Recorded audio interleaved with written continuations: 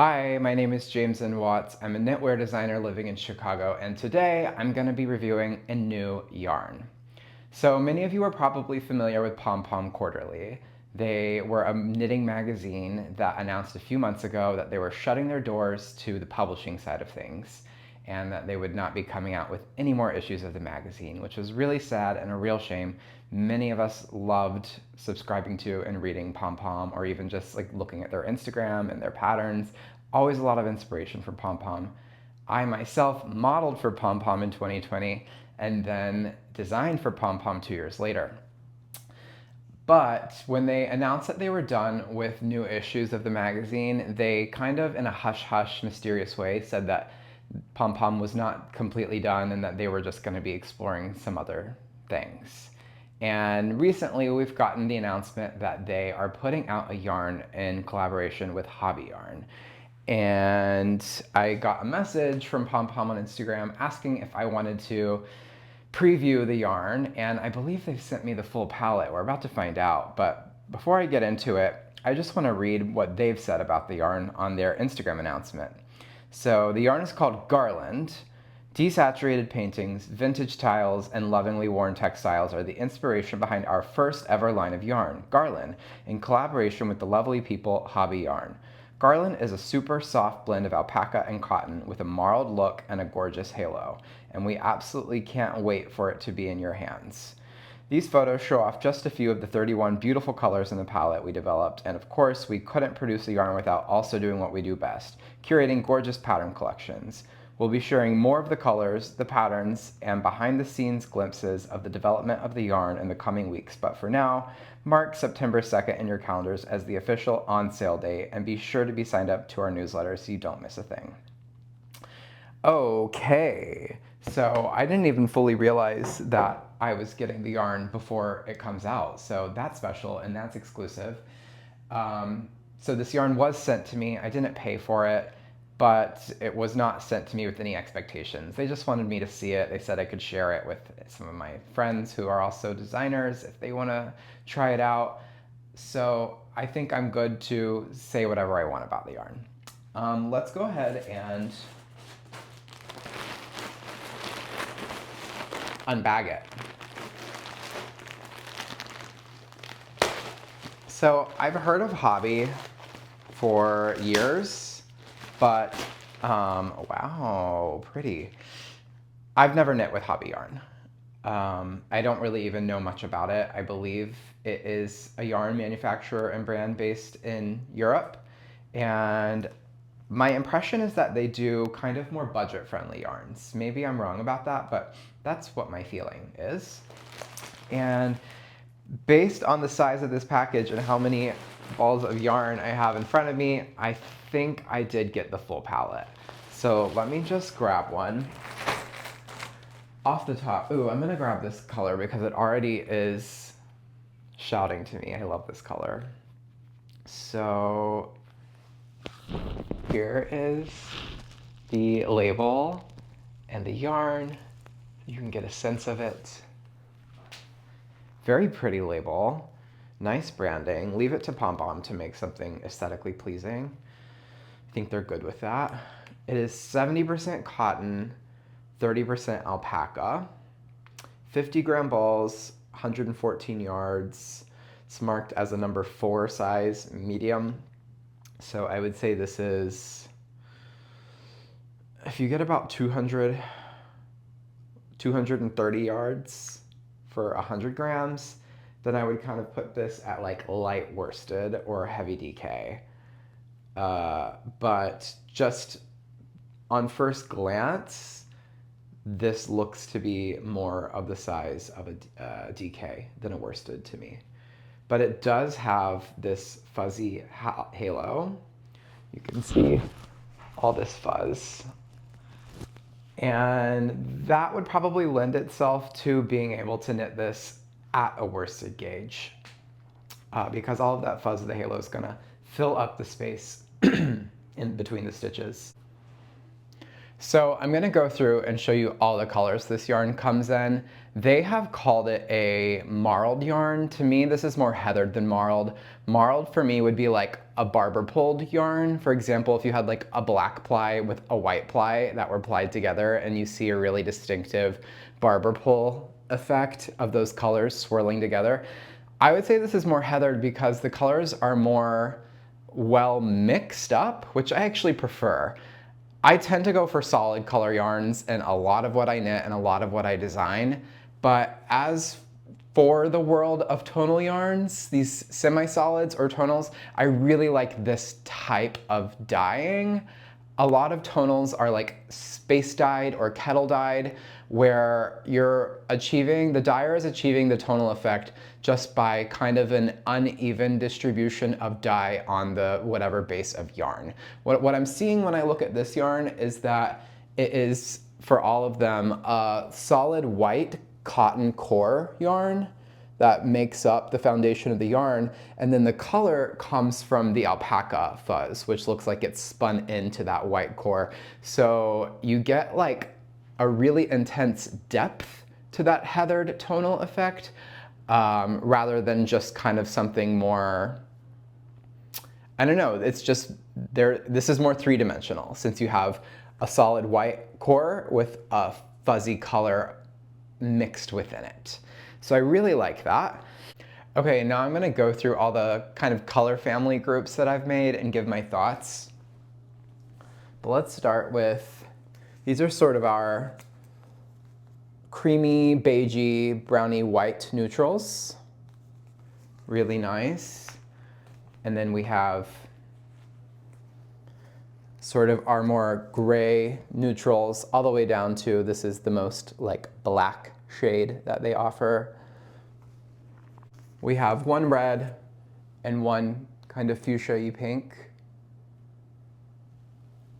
Three more kind of pastel-y, peachy, pink, kind of like a peach, pink, purple, mauve situation. Two more pastels, kind of like a pastel-y lavender and kind of a pastel-y periwinkle, and these are as close to purple as we get with this yarn. Next, we have all of the oranges, and I have to say, if you're an orange lover, this is the yarn for you. They really went all out with these, what is this, 5 different shades of orange, and it's quite a nice little orange family. We have 3 yellows. I kind of put this one here in the like yellow-green family. This is like a true corn butter yellow, and then sort of like a dirty yellow. We've got 3 greens, again, kind of like a dirty green, and then I love both of these greens. They're both really saturated and really pretty. We've also got quite a nice family of blues. I really like this kind of indigo-y dark blue, as well as, this is probably my favorite blue. It's just like a really light, saturated, gorgeous shade.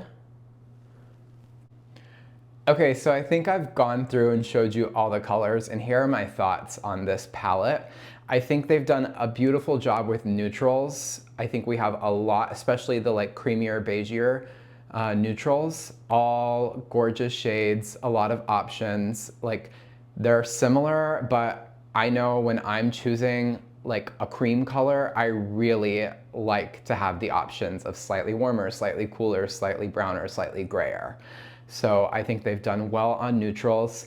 I think that they have a really nice selection of oranges and a really nice selection of blues. Those are like the winners for as far as the most choices.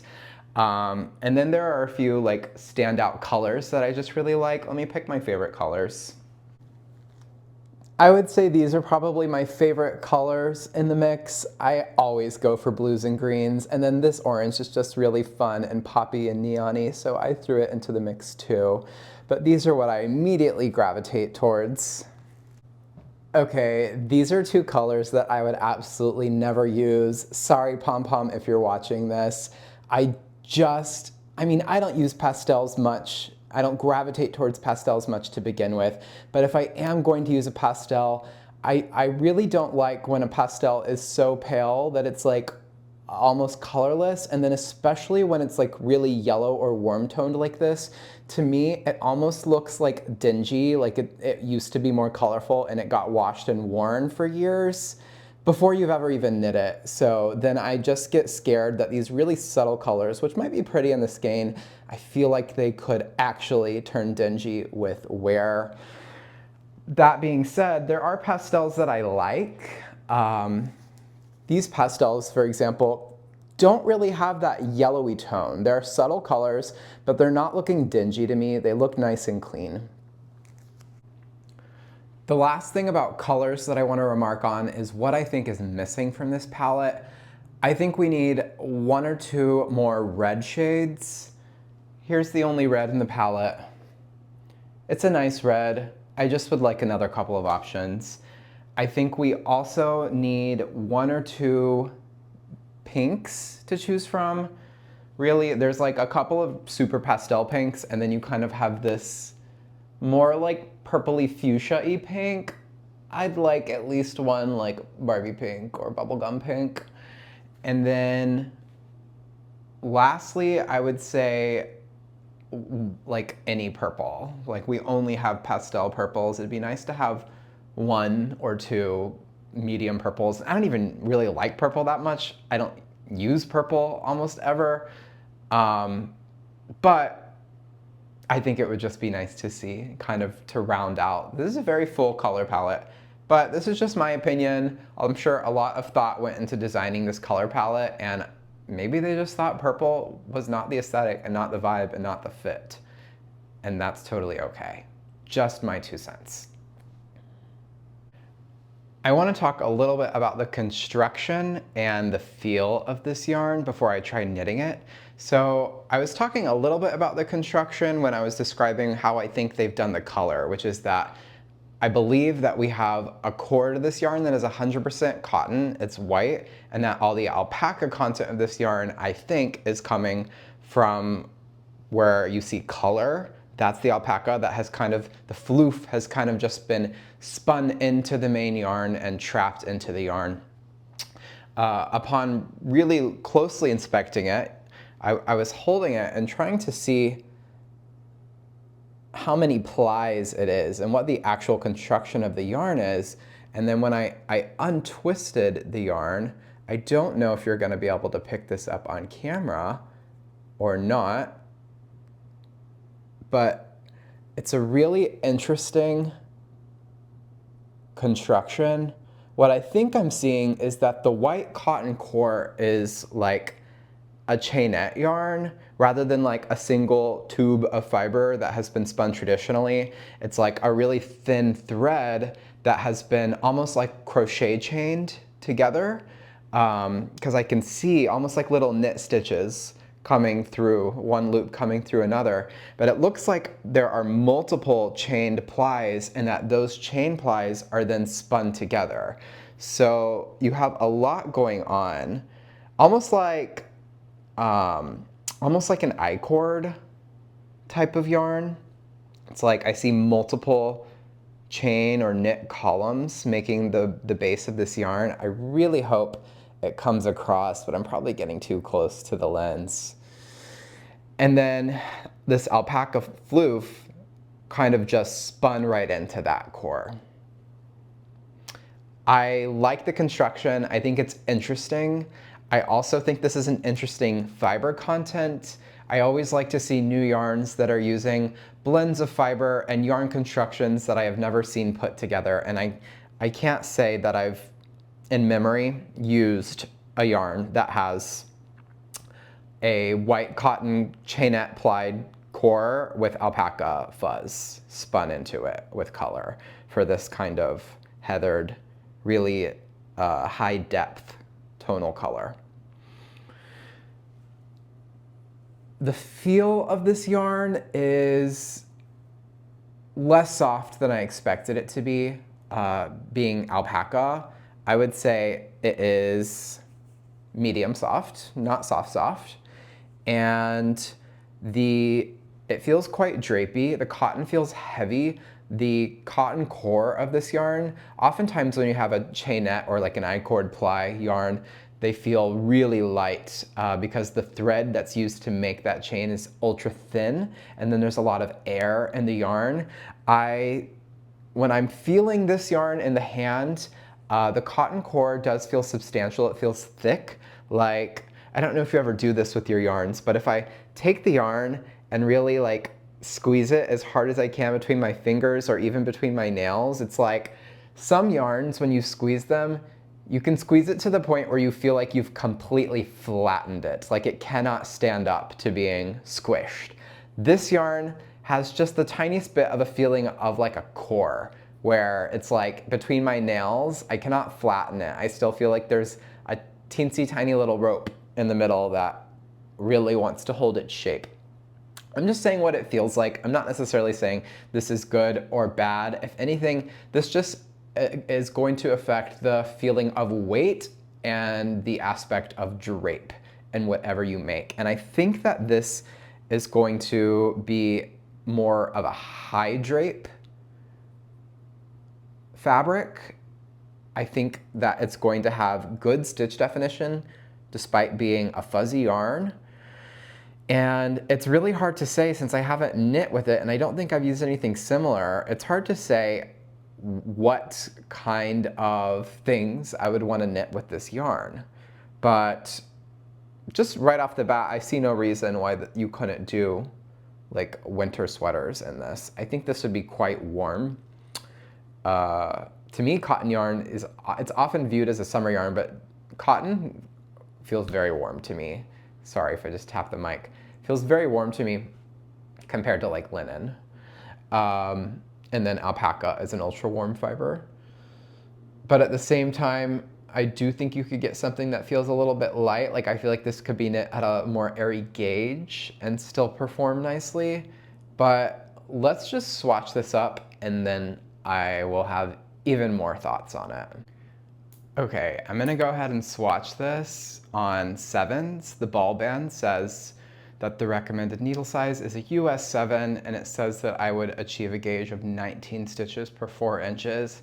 Just knowing myself, my tension, how this yarn looks to me, I say that there's no way I'm gonna get 19 stitches on 7s. I think I'll probably get more like 16 stitches per 4 inches or 4 stitches per inch, which is a gauge that I really like and also a gauge that I think could work nicely for this yarn. I'm sure you can get 19 or even 20 stitches per 4 inches with this yarn, no problem.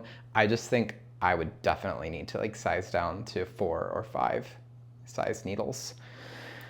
But let me go ahead and get started on a swatch. I'm gonna use this pretty indigo-y colored yarn, and I am working on my Like Cipra copper needles, which I love. I've been using these for everything. I love the copper. I feel like they're so elegant. They have a nice weight to them, and they're a joy to use. So let me just start with a long tail cast on.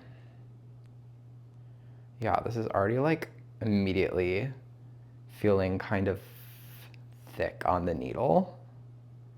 Like, I don't think this is gonna wanna be like 5 stitches per inch, more like 4 stitches per inch, honestly. Immediately, as I start this swatch, I'm just really blown away by the depth of the color and the way they've dyed this. I think this is especially dramatic on a color like this, where you have the white core with such a dark, saturated color of alpaca spun into it. It really gives so much depth to the stitches and kind of a lot of stitch definition, I think.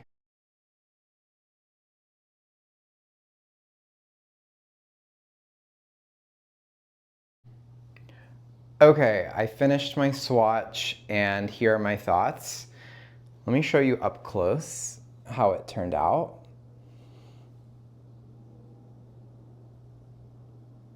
Really pretty, right? First of all, I have to say that I like the feeling of this yarn much more in a knitted fabric than I do in the ball, because I was talking about how it's just kind of medium soft, which like this didn't transform it into cashmere, but it does have a lightness and an airiness to it knitted that it lacks in the ball. So yeah, this is such an interesting yarn because it's quite high drape for a fuzzy yarn, but at the same time, because of the like chainette construction of the yarn, it still has quite a lightness. Yeah, even though the yardage compared with the weight is exactly what you would expect for like a standard construction plied yarn that's the same weight, that's like a medium light worsted weight or a DK weight, it still feels lighter than a traditional construction of yarn of the same weight would. Often when you have chainette yarns, you get more yardage for the weight of the ball and for what the weight of the yarn is, because there's so much air built into the yarn. With this, it kind of, as I said, is the same that I would expect from a traditional yarn, but it still has that chainette feeling. So yeah, quite pretty, nice stitch definition, a nice heathered look, a lot of depth to this yarn. It's really hard to say still exactly what I'd want to use it for, and it's hard to say how it would actually perform in a garment.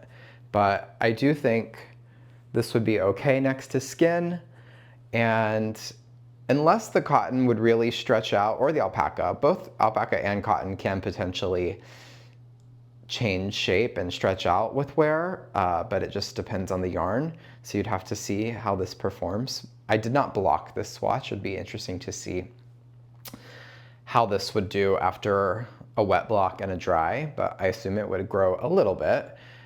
The gauge I got knitting on 7s is unblocked, right around 17 stitches per 4 inches. So I thought I would get around 16. The label said I would get 19. I think with blocking, I probably would be right at 16 or maybe even 15. I like the feeling of this fabric at the gauge that I knit it at. I would choose patterns for worsted weight yarns or patterns that have a gauge of like between 14 and 16 stitches per 4 inches. I think this yarn lends itself to that. Even though the ball band is more of like a DK type of gauge listed, 19 stitches per 4 inches, I think this is nice and airy and still would be quite warm. And yeah, this could potentially do well for sweaters, outerwear, cardigans, even like, since I have all these colors, you know what I'm thinking of, which I probably will never do because it's too much work, is a blanket. I would love a blanket out of something like this. And then who cares if it stretches out, right? Okay, here are my final thoughts on Garland from Pompom and Hobbii. My main thing is that it's exciting that Pompom is getting into yarn. I'm excited to see if this is going to be a one-off for them, if this yarn is going to be available for years as like a mainstay of Pompom and Hobbii, if they're going to come out with new yarns after this one. I think it'll all probably depend on how this yarn is received. But overall, this is exciting and I like it. I like that they started with something interesting, with like a lot going on in the construction of the yarn, the fiber content that they've picked, and the style for dyeing and color are all like interesting. They're not standard, they say something. You know, Pompom easily could have just come out with like 20 colors of solid 75% wool, 25% nylon sock yarn and been like, we have sock yarn now.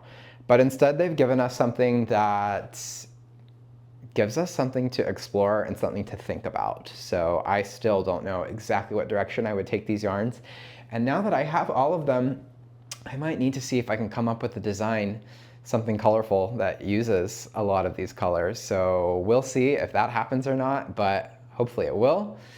Anyway, thank you for watching. Let me know if this is a yarn you'd be interested in trying, and subscribe to my channel, watch my other videos. I'm getting into a lot of kinds of content. I want to talk more about sewing, spinning, knitting, design, my long form kind of podcast videos. We have a lot to choose from, or at least we will, hopefully. But anyway, thanks for watching. Happy knitting. Bye.